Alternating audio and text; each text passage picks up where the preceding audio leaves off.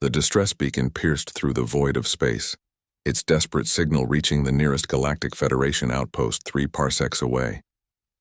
Captain Zixtal of the Peaceful Venture pressed his 6-fingered hand against the communication console, his crystalline eyes reflecting the amber glow of the emergency transmission. "This is Mining Station Kepler 438b. The voice crackled through the speakers, barely audible over the sound of explosions and alien screams.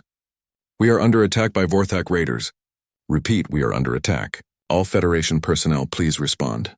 We have civilians aboard, families, younglings. We cannot hold them off much longer." The transmission cut to static. Zixtal's crew exchanged worried glances across the bridge. The Zephyrians were a peaceful species, evolved from herbivorous creatures on a low-gravity world where the deadliest predator was roughly equivalent to what humans might call a butterfly. Their ship, like most Federation vessels, carried only basic defensive shields and minimal weaponry, enough to deter pirates, but nothing that could stand against Vorthak battlecruisers. "Captain," his communications officer chirped nervously, "the nearest Federation military vessel is 12 cycles away. The mining station will not survive that long."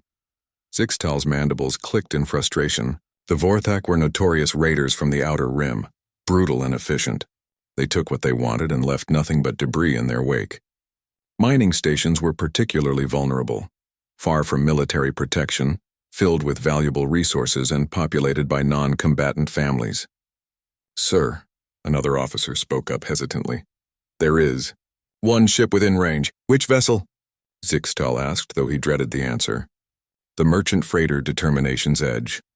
They responded to our general distress call broadcast. They say they can reach Kepler 438b in 2 cycles. A collective shudder ran through the bridge crew. Everyone in this sector knew of the human vessels and their peculiar crews. "Humans," Zixtal whispered, the word carrying both hope and horror. The species had only joined the Galactic Federation 5 standard years ago, after their world, which the galactic community had designated as a Class 12 death world, had somehow produced a sapient species. Most Federation scientists still couldn't understand how anything could evolve consciousness on a planet where the weather could kill.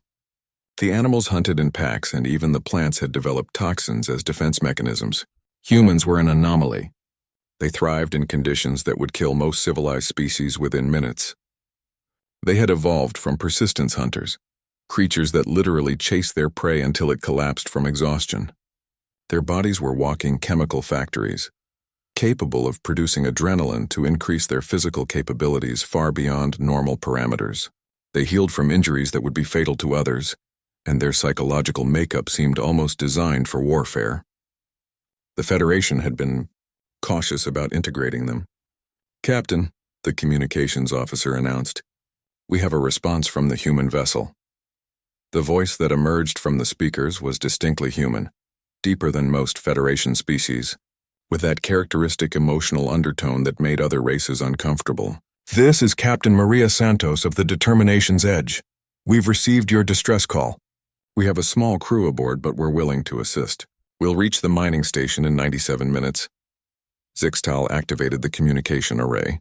"Captain Santos, this is Captain Zixtal of the Federation vessel Peaceful Venture. I must warn you, the attackers are Vorthak raiders. They travel in battle groups and show no mercy. Perhaps it would be better to wait for proper military support." A sound emerged from the speakers that took Zixtal a moment to recognize. Human laughter. "Captain," Santos replied, her voice carrying what humans called a smile, "you asked for backup." "We're backup," the transmission ended. 97 minutes later, the sensors of every Federation vessel in the sector detected something unprecedented. The human freighter had arrived at Kepler 438b, but what happened next defied all tactical understanding. The Determination's Edge was not a warship. It was a converted mining vessel with basic modifications for long-range transport. Against 3 Vorthak battlecruisers, it should have been obliterated within minutes. Instead, the impossible began to unfold. The human ship moved unlike anything the Federation had ever seen. Where other species relied on shields and heavy armor, the humans relied on what they called aggressive maneuvering. The freighter twisted and rolled through space with a precision that suggested either insanity or genius, avoiding the Vorthak's massive plasma cannons while closing distance at speeds that should have been impossible for a vessel of its size. How are they moving like that? Zixtal's navigation officer gasped, watching the tactical display in amazement. The answer came when they analyzed the freighter's engine signatures. The humans had modified their ship's systems far beyond Federation safety standards. They were running their engines at 147% of recommended capacity.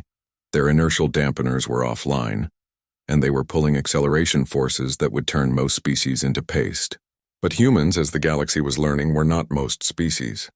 The Determination's Edge reached the first Vorthak cruiser and did something that violated every principle of space combat. It rammed the enemy vessel at full speed. The impact should have destroyed both ships. Instead, the human freighter's heavily reinforced hull, designed to break apart asteroids, punched through the Vorthak's armor like a spear through paper. The raider ship exploded in a brilliant flash of plasma and debris. Impossible, Zixtal whispered. The remaining two Vorthak vessels turned their full attention to the human ship, unleashing devastating firepower. The Determination's Edge took hit after hit, its hull glowing red-hot from the energy impacts. Any other vessel would have been reduced to atoms. But the humans kept fighting. Captain Santos's voice crackled over the open channels, and for the first time the Federation officers heard what a human sounded like in combat. This is Captain Santos to all Vorthak vessels. You picked the wrong day to mess with innocent families. The human ship spun impossibly fast. Its weapon systems, crude kinetic cannons that fired simple metal slugs, tracking with inhuman precision. The Vorthak had energy shields designed to deflect plasma and laser weapons, but they had never encountered projectiles fired at relativistic speeds. The metal slugs punched through the shields like they weren't there. One by one, the Vorthak ships fell silent. When the battle ended, the Determination's Edge hung in space, its hull scarred and smoking but still intact. The mining station was safe. Over 300 Federation civilians, families, younglings, workers, were alive because a single human freighter had answered their call for help. Later, when Federation investigators interviewed the survivors, they learned the full scope of what had occurred. The human crew consisted of only 12 individuals. 12 humans had defeated a Vorthak raiding fleet that typically required a full Federation battle group to repel. Captain Santos, when asked how her crew had accomplished this, gave an answer that would be quoted in Federation military academies for generations. You called for backup. We came. That's what we do.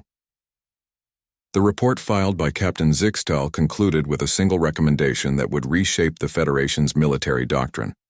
Request immediate integration of human personnel into all high-risk operations. These beings do not understand the word impossible. And across the galaxy, as word spread of what had happened at Kepler 438b, other species began to understand why humans called their world Earth instead of Deathworld.